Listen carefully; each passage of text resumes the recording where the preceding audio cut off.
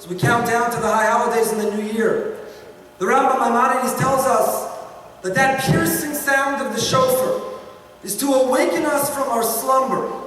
It is to make us rise, to rouse from our sleep, to that which we are numb to that which we are insensitive to that which we take for granted. We are to wake up, and that's what we're here this afternoon to do. To wake up and recognize the threat that continues to be posed to our security here in America and to our precious brothers and sisters in Israel.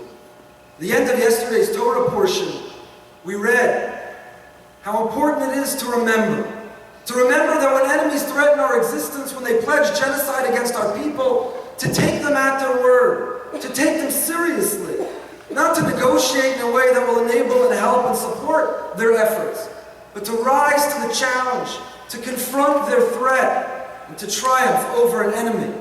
It was true for the enemy we read about in the Bible yesterday, Amalek.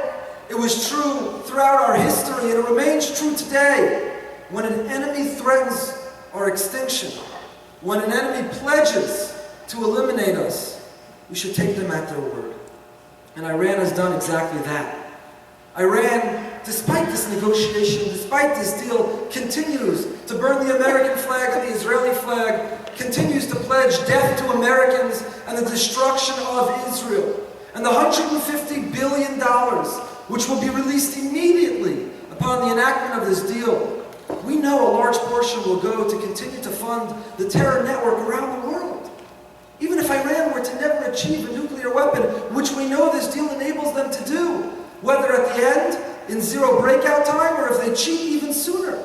But even if they never achieve a nuclear weapon, billions of dollars supporting terrorist superpowers around the world, evil, wicked, nefarious people who threaten all that we believe in, all that we stand for, who threaten our freedom and who threaten our security. This isn't a good deal. This is a bad deal. And the administration said over and over again that no deal is better than a bad deal. So those who say, what's the alternative?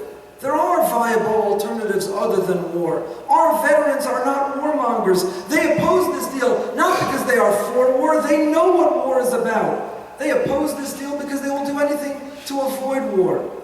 This deal leads to war. It doesn't avoid it.